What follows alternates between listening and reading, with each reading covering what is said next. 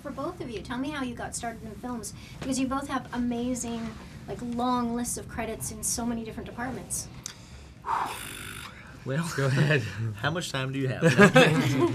Long and short of it, I'd say martial arts, kind of the love for martial arts sparked an interest in martial arts movies, which kind of led down the path of becoming a stunt performer, then into putting fights together, shooting our little mini movies as we they become the fight viz, they call them, but we'll shoot things for a director who wants to see how action could be, and spin that off, and then he's given me a lot of opportunities to do those things, and then it's kind of led to stunt coordinating, second year directing, and here we are. Go. No, the same. It's the love for martial arts. I mean, when I came to LA to work in stunts, like I was wanted to be a stuntman. It was really for my love for martial art films, and I think that everything grew out of that. Like, I started out as a stuntman who mainly did martial arts, and then it was a choreographer, then into being stunt coordinator, and but all the films that I really worked on have a fight element to them, really, at the end of the day. But then you've both transitioned into different areas. You've become a director and you've become an actor, and I think you've done some acting as well, right? Yeah. Yes, he has. I have. Oh, yeah. I have. So tell me about that. Well, it's part of the process, I think, of being performance, really yeah. understanding the filmmaking process. And as a stuntman, you're a performer and you're in front of camera and you're portraying the character in a different way, and or you're portraying the action for the character. So it's just sort of an extension of that. We find fun acting. And it's I think it's valuable to end up behind the camera as a director, to have been in front of it as a performer. You have a very intimate relationship with what you're asking an actor to do, because you've had to do a lot of that stuff yourself. So you're never really asking someone to do something you don't know at least a little bit about, having done it yourself. So it helps lend a little bit of I don't say credibility, but you can understand how they want that communicated, or what they need to get through a certain scene, and then what you're looking for in the performance. And you've worked with Charlize Theron on this movie. How was she to teach stunts to? Was she really gung-ho? She was amazing. Yeah, she, we've said before, worked harder than any other actor I've ever worked with, and I'd put her up in the, I think it's been said, top 1%. She's great. She was in the gym probably 2-3 hours a day for 6 to 8 weeks before we started shooting.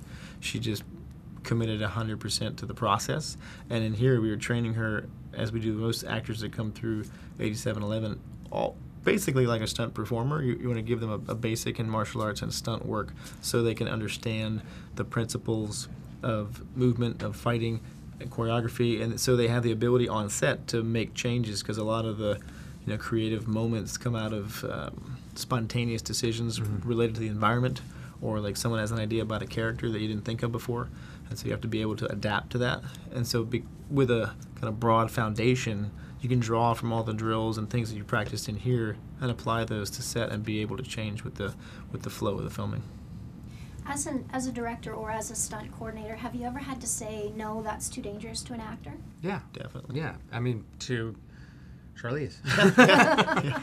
but to other actors too. I mean, the good ones, will want to stay in it as long as possible. But there's a logistical concern at some point where, it's not worth the risk, and we have to shoot tomorrow. And if you're going to twist an ankle, or you're going to, potentially tweak your knee, or whatever sort of thing could happen, it's better to just mitigate the risk and figure a way around it. But the more competent they are, the more you can give them to do. And that's why, Charlize and Keanu can do so much more, and it feels like the character's doing, 95% of it, because they are. And it's rare. It's really rare.